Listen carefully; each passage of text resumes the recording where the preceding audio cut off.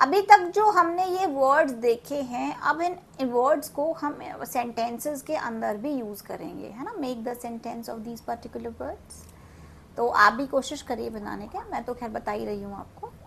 तो let us start with the first word, that was amiable. Amiable का मतलब होता है दोस्ताना। That is he, her nature is so amiable, she is very amiable by nature, है ना। मतलब वो बहुत अच्छी है। एमिकेबल हम इसको इंटरचेंजेबली यूज़ कर लेंगे। तो she has a very amicable nature, her nature is so amicable. And fable के लिए भी हम यही वर्ड यूज़ कर सकते हैं कि जो इंसान अच्छा बहुत दोस्ताना होता है ना, तो he is a wonderful man with an affable nature, कि वो बहुत अच्छा इंसान है, बहुत अच्छे नेचर का है। तो ये तो सिनोनिम्स थे। नेक्स्ट हमने वर्ड देखा था, दैट वाज ऑसम। ऑसम हम नॉर्मली यूज़ करते हैं किसी चीज़ के लिए जो हमें बहुत पसंद आती है, सुनने में बहुत अच्छा लगता है। That is, oh that sounds awesome, oh that's awesome यार, बहुत अच्छा है। That's so cool, that's so cool के बदले हम जो वर्ड यूज़ कर सकते हैं, that's so awesome, wow, wonderful, ये सारे सिनोनिम्स हैं हमारे ऑसम वर्ड के। हम ये भी बोल सकते हैं, तो वेदर इज सो ऑसम बोल सकते हैं, लेकिन बहुत अप्रोप्रिएट वर्ड मैं आपको पहले बता चुकी हूँ अल्फ़ाबेट सी से, दैट वाज कंजीनियल, है ना। तो नेक्स्ट आपका जो वर्ड आता है आर्डुअस, है ना।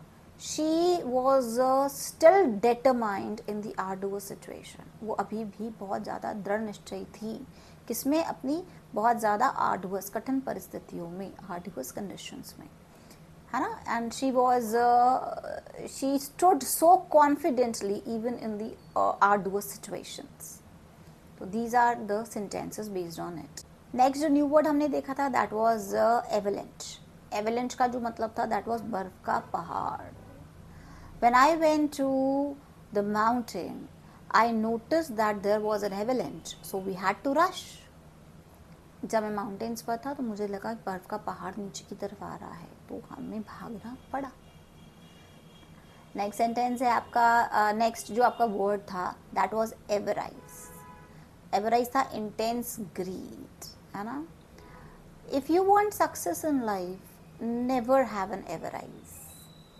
अगर आप सक्सेस चाहते हो जीवन में, तो कभी भी लालच मत करो।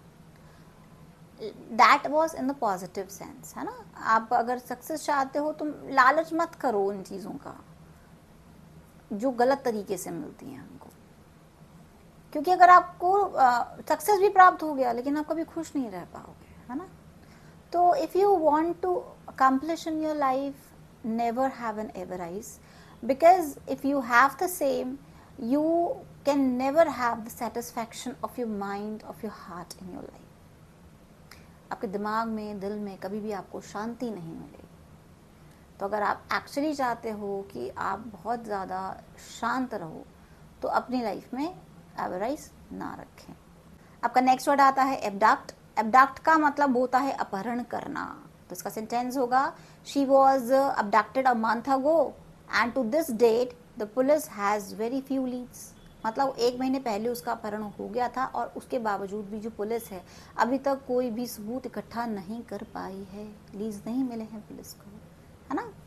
तो आपका जो नेक्स्ट सेंटेंस और नेक्स्ट वर्ड था, दैट वाज अबेट। अबेट का जो मतलब होता है, वो होता है भड़काना, है ना, किसी को भड़का देना। तो the noisy crowd abetted the 2 teenagers. जो नॉइसी क्राउड था, उन्होंने 2 टीनेजर्स को भड़का दिया, ठीक है, टू हैव अ फाइट, लड़ने के लिए। अभौर नेक्स्ट वर्ड है आपका।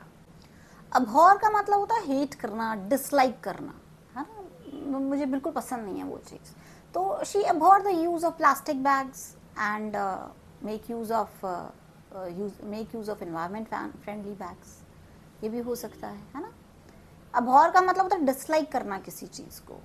तो पीपल स्ट्रांगली अभौर द इनजस्टिस। अन्याय को लोग बहुत ज़्यादा नापसंद करते हैं। सिंपल सेंटेंस है।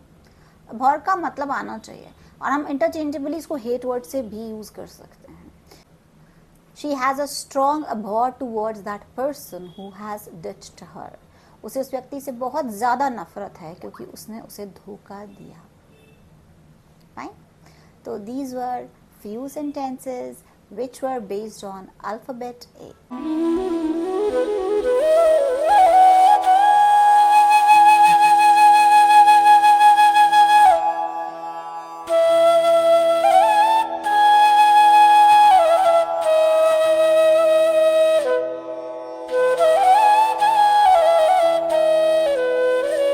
So keep on revising to master your skills and do keep practicing all these words daily.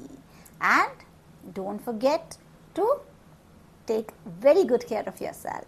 See you tomorrow with new vocab words starting with alphabet B. Till then, bye-bye.